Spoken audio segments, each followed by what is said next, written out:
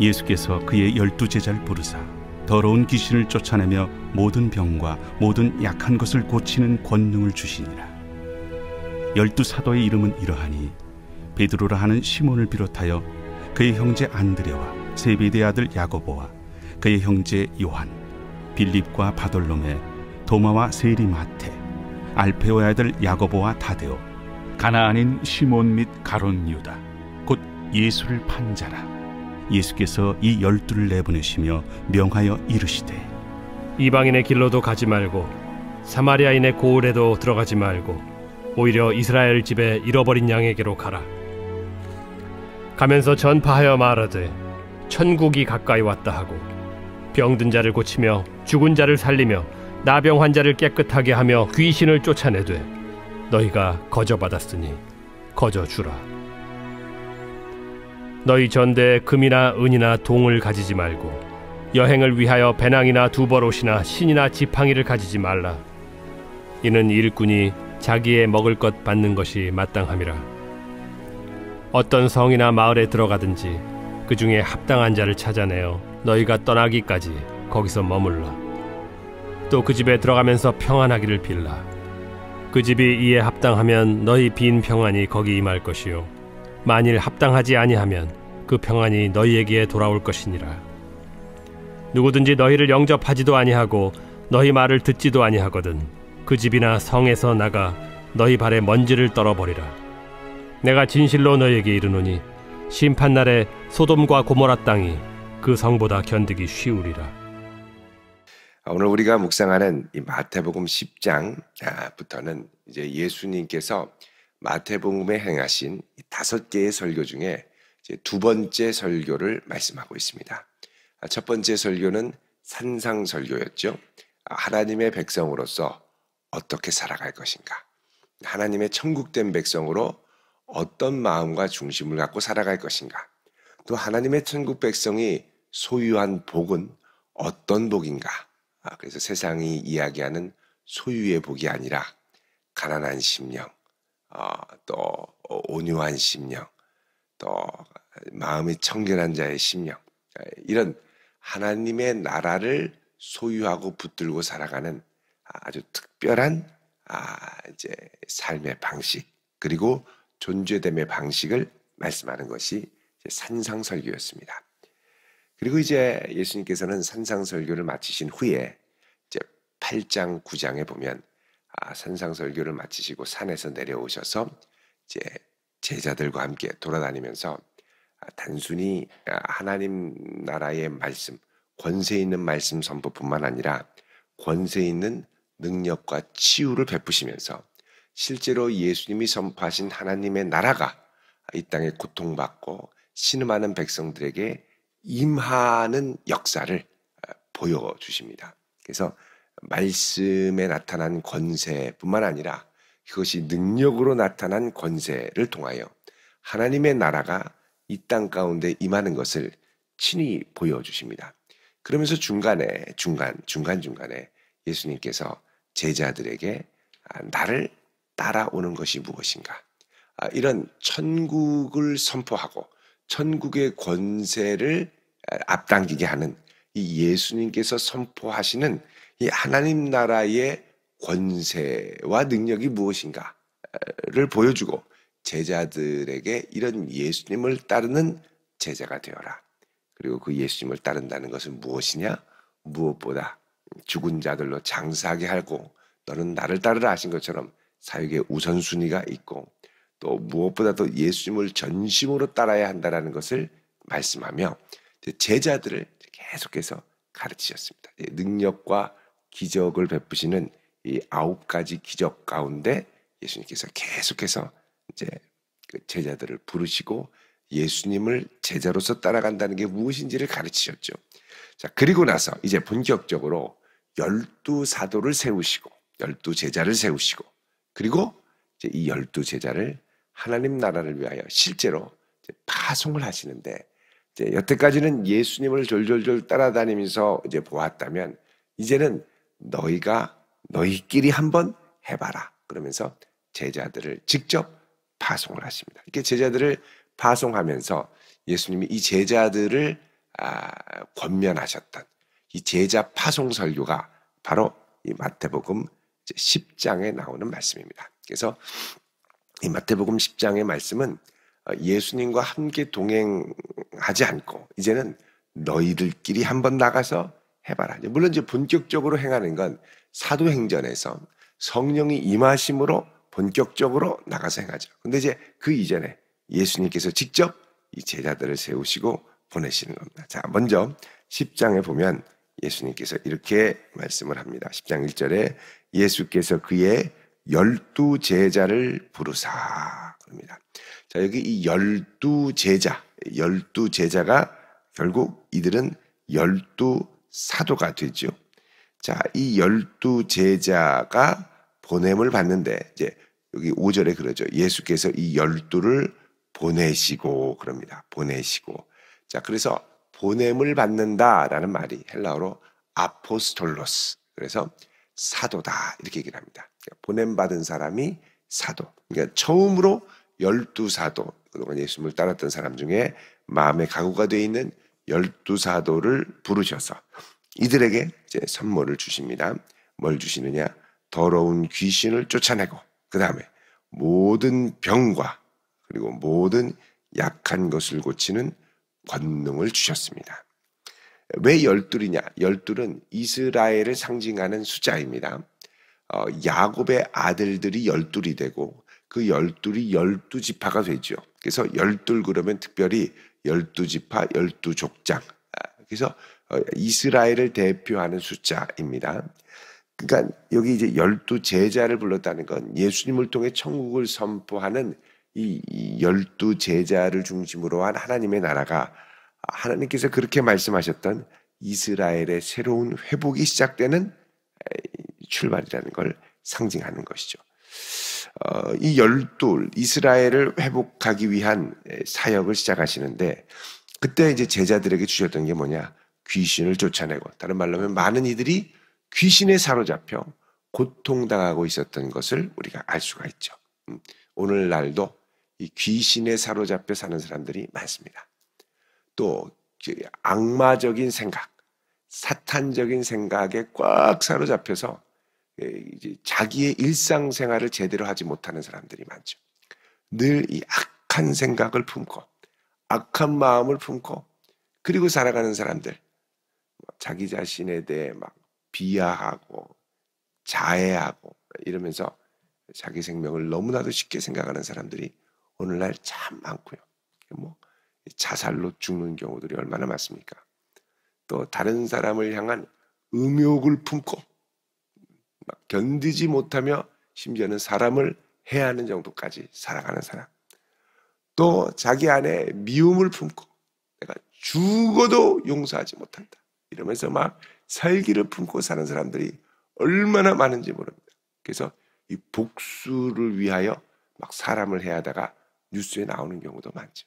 내가 이 마음에 악한 것들을 품으면 이 악한 것들은 귀신들이 참 좋아하는 먹입니다. 네 안에 그 악한 마음 내가 먹어주지. 그러면서 와가지고 계속 그 악한 생각에 사로잡혀 살도록 하죠. 못 벗어납니다. 한번 귀신의 마귀에 딱 사로잡히면 이 마음을 버리고 주님이 주시는 마음은 새로운 마음이죠.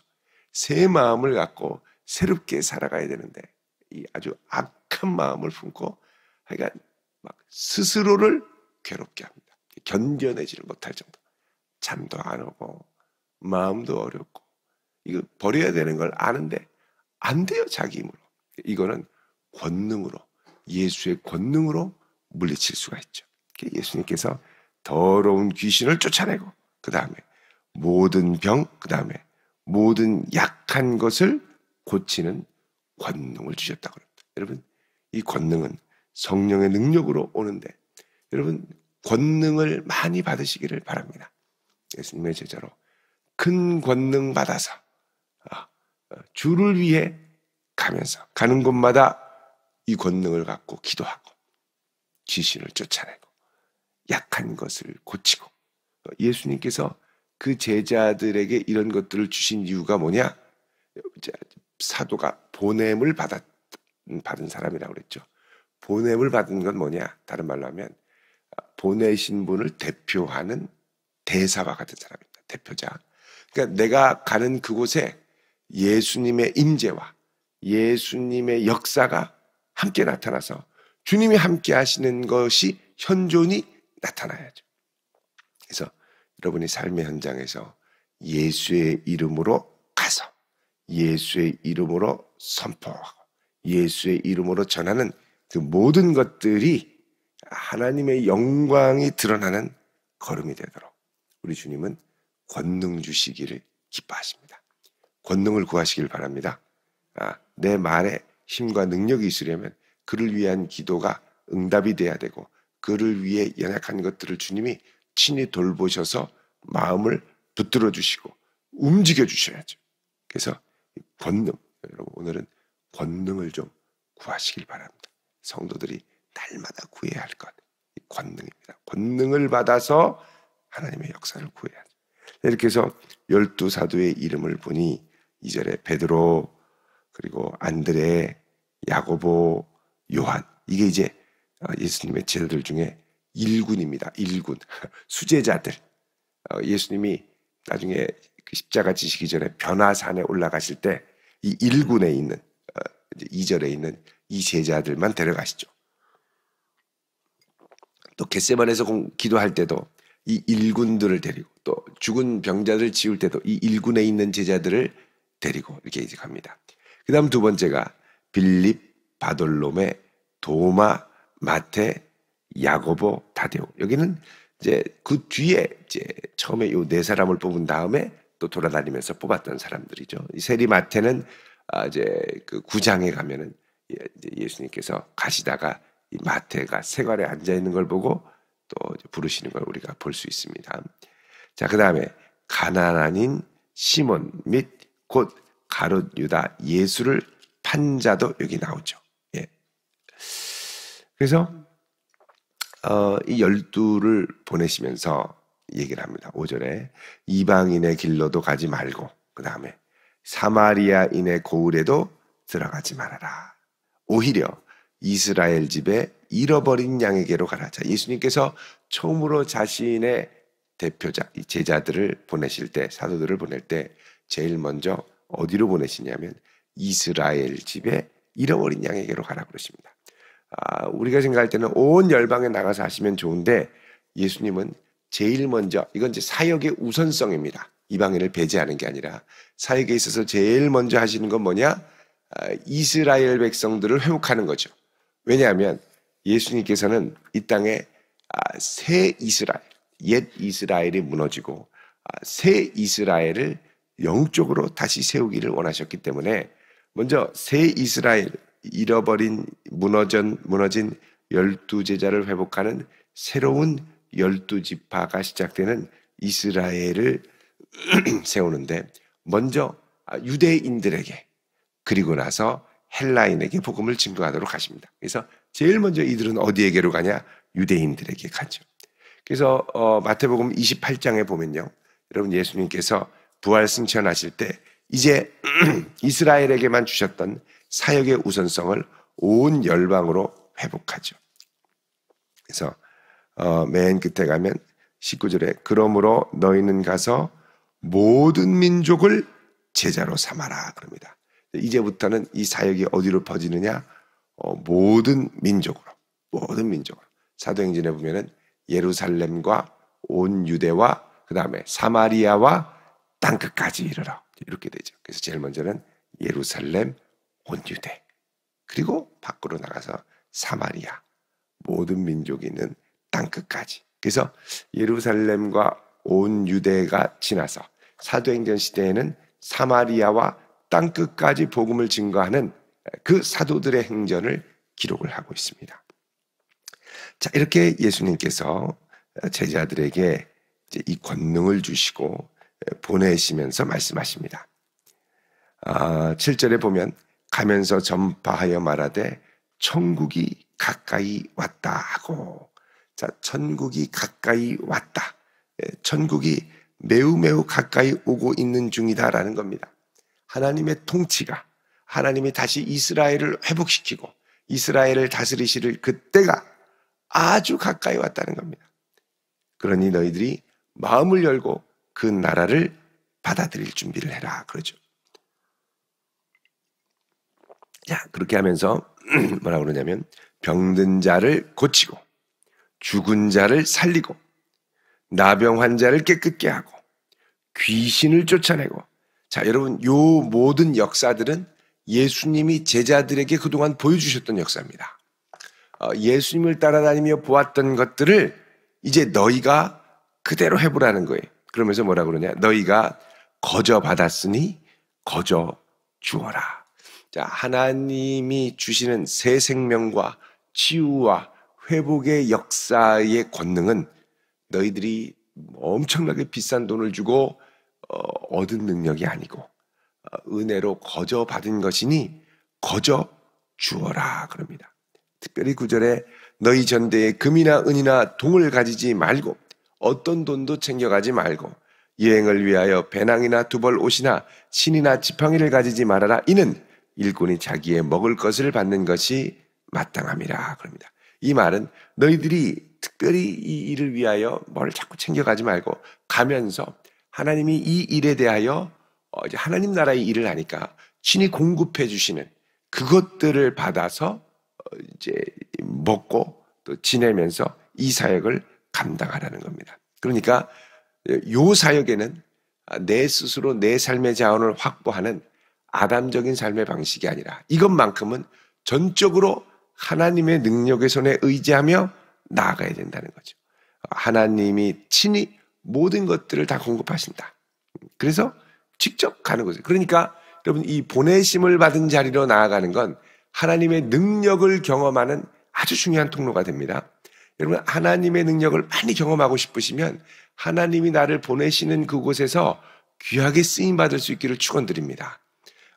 그곳에 가셔서 순종하다 보면 하나님이 그곳에서 친히 공급하시는 은혜의 손길을 많이 경험할 수 있죠.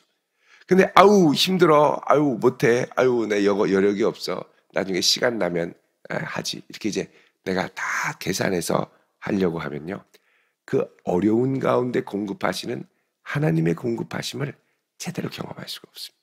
그래서 하나님을 좀 더 가까이 친밀하게 경험하기 원하시는 분들은 하나님을 경험할 수 있는 이 사역의 현장으로 가까이 오셔야 됩니다.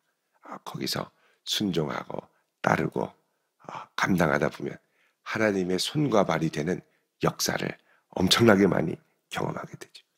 그래서 친히 그분의 일꾼을 하나님이 먹이신다는 겁니다. 공중의 새를 먹이시는 하나님이 하나님 복음의 일꾼을 먹이신다는 거죠. 11절에 어떤 성이나 마을에 들어가든지 그 중에 합당한 자를 찾고 너희가 떠나기까지 머물라 그러죠. 그래서 돌아다니며 순회 사역을 할 때 한 곳에서 하나님이 예비하신 사람이 있으면 그 집에 들어가서 평안하기를 빌고 그들이 기쁘게 영접을 하면 정말 하나님의 평안이 그 집에 머물 것이다 그러죠.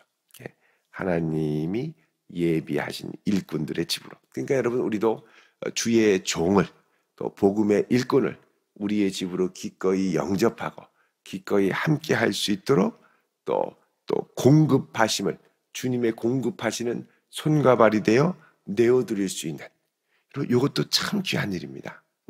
기쁘게 주의 종을 위해, 말씀의 종을 위해 이제 하나님의 공급하시는 손과 발이 되어드리는 것, 참 귀한 일이죠.